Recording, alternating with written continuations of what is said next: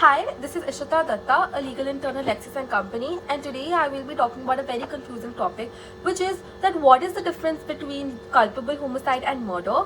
I will be talking about this topic in two parts. So in the first part, I will be describing that what is the definition of murder and culpable homicide, and in the second video, I will be talking about that what is the difference between both of them and how can we differentiate if an act is supposed to become under murder or if it is a culpable homicide. The term murder traces its origin from the Germanic word mord, which means secretly killing someone. Murder means when one person is killed by another person or a group of persons who have a predetermined intention to end the life of the former. An offence will not amount to murder unless it includes an offence which falls under the definition of culpable homicide as per the definition of murder under IPC. All murders are culpable homicide, but all homicides are not murders. Section 299 and Section 300 of the IPC deal with murder. Homicide. The word homicide is supposedly derived from the Latin word where homo means man and cida means killing. Thus, homicide means the killing of a man by a man. Homicide can be lawful or unlawful. Culpable homicide is punishable by law and is further divided into two categories: culpable homicide amounting to murder and culpable homicide not amounting to murder. Murder as per section 300 of the IPC, it reads that there are exceptions in murder in the cases here and after accepted culpable homicide is murder if the act by which the death is caused is done with the intention of causing death, or if it is done with the intention of causing such bodily injury as the offender knows to be likely to cause the death of the person to whom the harm is caused, or thirdly, if it is done with the intention of causing bodily injury to any person and the bodily injury intended to be inflicted is sufficient in the ordinary course of nature to cause death. Or fourthly, if the person committing the act knows that it is so imminently dangerous that it must in all probability cause death or such bodily injury as is likely to cause death and commits such act without any excuse, incurring the risk of causing death or such injury as aforesaid.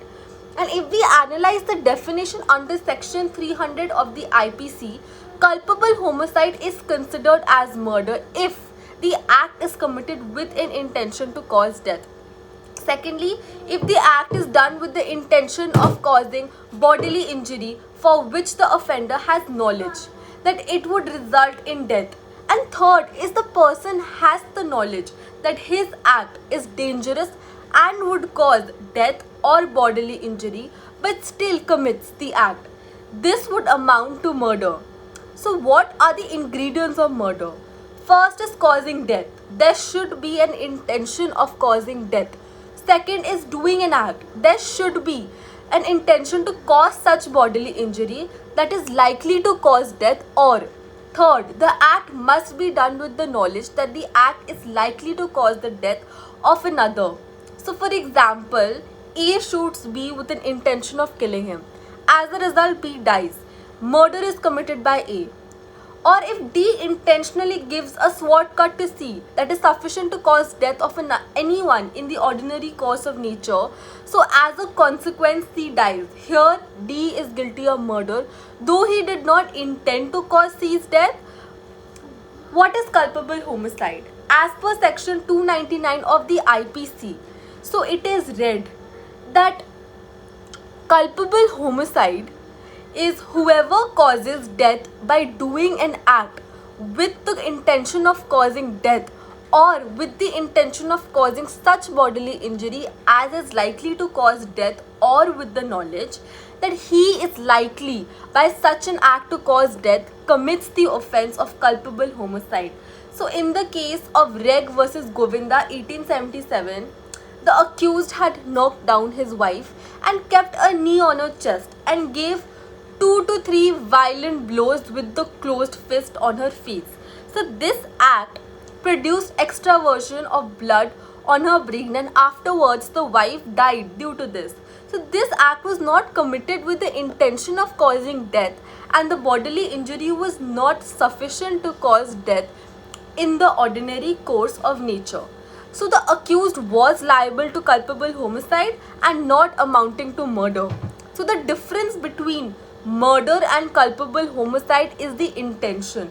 If the intention is present, the crime is said to be committed under section 300 of the IPC.